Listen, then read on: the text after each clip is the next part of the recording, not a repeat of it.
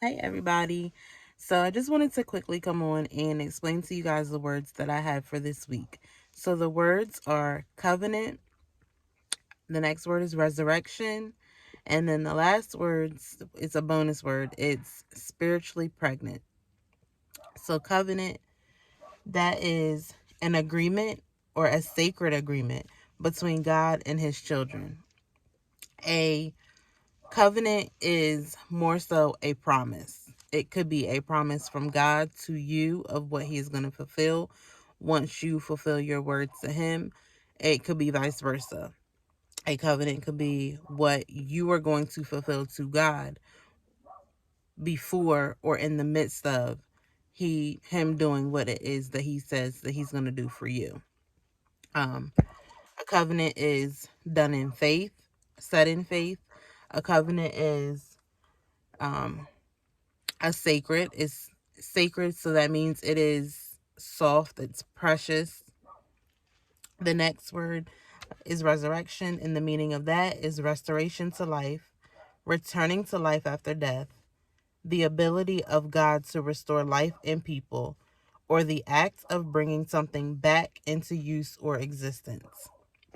So, what that means to me is that, say, for instance, let's see, I got saved while I was, I don't know, 12 or 13, and I backslid, and I want to come back into his congregation, come back under his wing.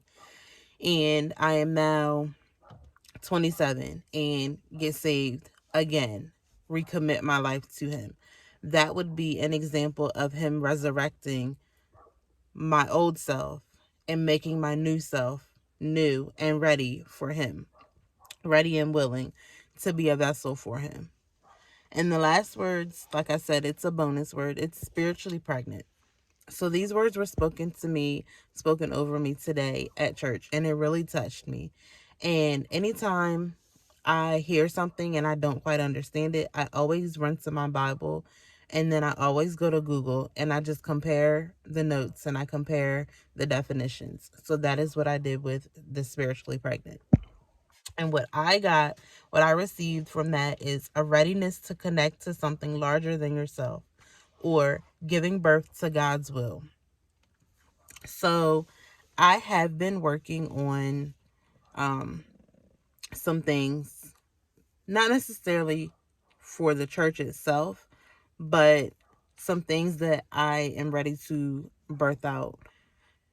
It could be for the church, but this is more so for self.